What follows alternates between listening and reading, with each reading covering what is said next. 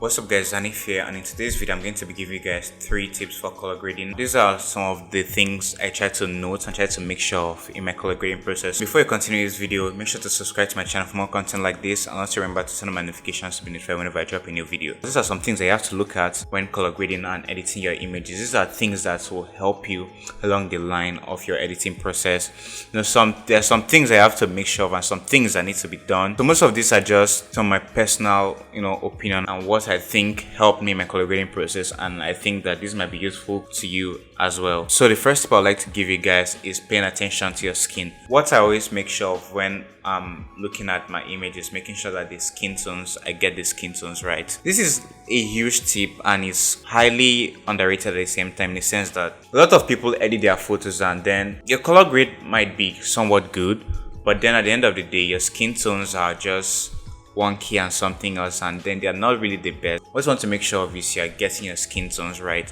and how you want to do that is making sure that when editing you keep looking at the skin and making sure this color on the skin is close to as natural as possible.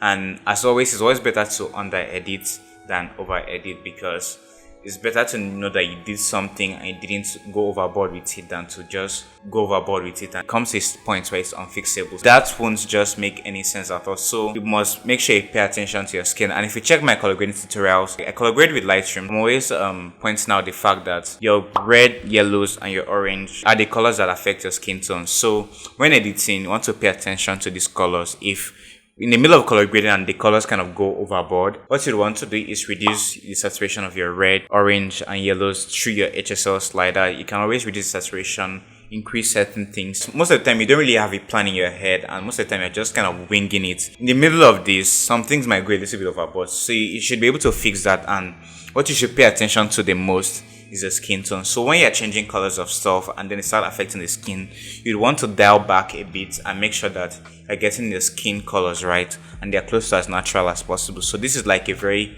huge tip that is underrated. And one other thing I would like to note is the fact that when editing, there's some screens that they show colors more saturated than they are actually. So sometimes what I do is, if my screen is looking a bit more oversaturated than my phone screen, I usually try to finish the edit on my laptop screen and then send a photo over to my phone. Before posting on any social media platform, I might reduce the saturation a bit so that it looks close to as natural as possible. I would always advise you try to not go overboard with your editing, because that could always ruin a good image, because sometimes the picture is good but then editing kills it. You should always make sure you pay attention to your skin when color grading. And another tip I'd like to give you guys is edit to the mood of your photos. I'm not saying it's like something that you must do, but most of the time when people are editing their photos, it's kind of like they're just going with it. They're just going with what looks good instead of considering the image in question. Like, I'll pop some images on my screen right now. Different images have different mood and vibe to it, and your editing will really go a long way towards getting the perfect mood for your photos. When you take a photo, you should sit back and look at it and ask yourself, like, what would be the perfect mood for this? What are you as a creative trying to achieve here? If you look back at the image, you ask yourself, am I going for a vibrant feel for this? And why am I going for a vibrant feel for this? What emotions am I trying to convey with this image at the end of the day? You should always try to edit to the mood of your image. When editing like documentary photographs, you find out that most of the time documentary photographs are usually edited in this black and white mode, and most time this is like a mode that fits the image in question, and most of the time the images always go great in black and white. Colors work great, but you won't always find someone editing a documentary image with orange and teal.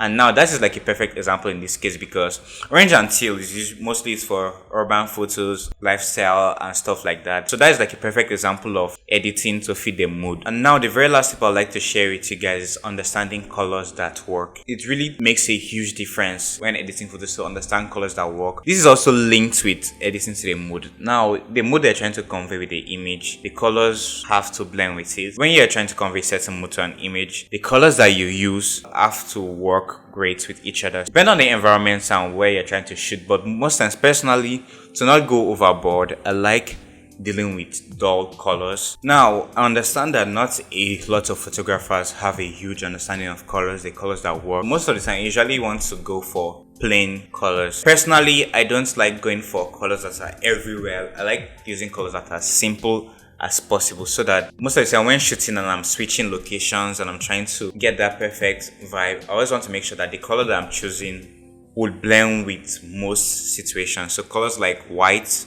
on dark skin, colors like yellow on dark skin is usually a very great combo. I would advise you to try to deal with and use colors that would work in most situations and trying to experiment with it. That's all for this video, guys, and I hope you have learned something great from this video. If you like this video, please make sure to hit the subscribe button, and I'll see you guys in the next one. Take care and peace.